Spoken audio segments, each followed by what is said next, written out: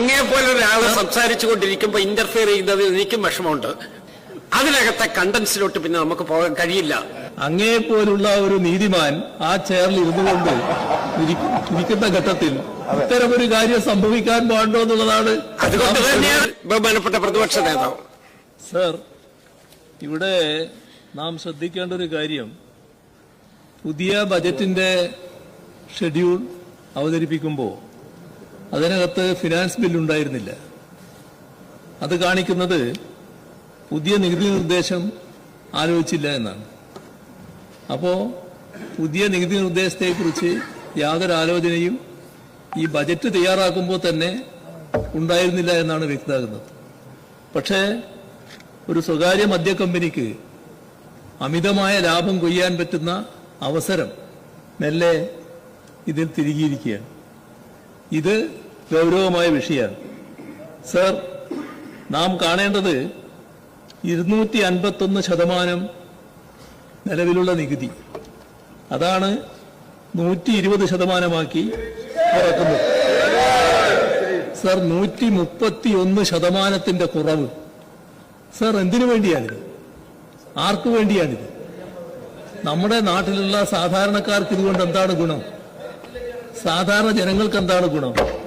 Sir, അതുകൊണ്ട് തന്നെ നമ്മുടെ നാട്ടിലെ സാധാരണക്കാർക്കോ മനുഷ്യർക്കോ വേണ്ടിയുള്ള ഒന്നല്ല ഈ വന്നിട്ടുള്ള നിർദ്ദേശം. അപ്പോ ഇതിന്റെ ഗുണഭോക്താവ് എല്ലാവർക്കും അറിയാവുന്നതുപോലെ കർണാടകയിലെ ഒരു മദ്യ കമ്പനിയാണ്.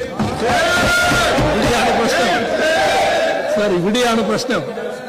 കർണാടകയിലെ ഒരു മദ്യ കമ്പനിക്ക് വേണ്ടിയുള്ള ഒരു നിർദ്ദേശം സർ നമ്മുടെ സ്വകാര്യ പുസ്തക കമ്പനിയായ ബക്കാർഡി അവർക്ക് വേണ്ടിയുള്ള ഒരു നിർദ്ദേശമായിട്ടാണ് വന്നിരിക്കുന്നത്. അങ്ങേപോലെ ഒരാൾ സംസാരിച്ചു കൊണ്ടിരിക്കുമ്പോൾ ഇന്റർഫിയർ ചെയ്യുന്നതിൽ എനിക്കും വിഷമമുണ്ട്. പക്ഷേ പറയാതിരിക്കാൻ നിവൃത്തിയില്ല. ഇവിടെ പ്രധാനപ്പെട്ട പ്രശ്നം എന്താ?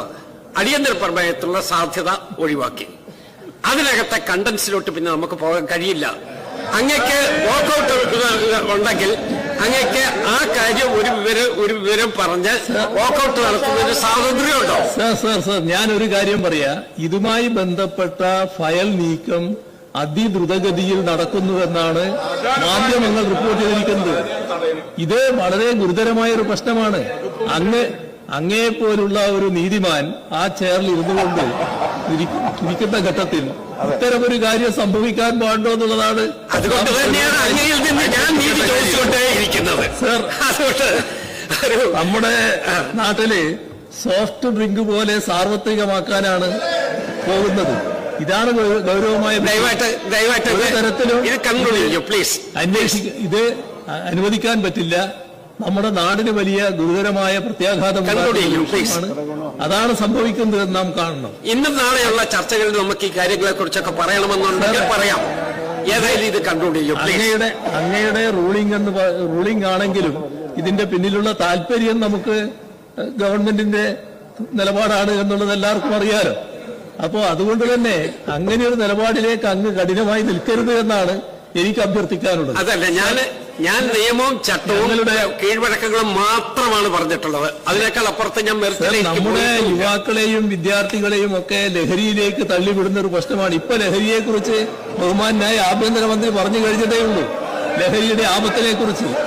ആ ലഹരിയിലേക്ക് ആളുകളെ തള്ളിവിടുന്നതിനുള്ള ഒരു വഴിയായിട്ടാണ് ഇത് വരുന്നത്. അതാണ് നാം ശ്രദ്ധിക്കേണ്ടത്. സഹകരിക്കാൻ സാധാരണഗതിയിൽ പ്രയാസമുണ്ട് എന്നുള്ളതാണ് എനിക്ക് പറയാനുള്ളത്. ദയവായിട്ട് ചെയറുമായിട്ട് സഹകരിക്കും പ്ലീസ്.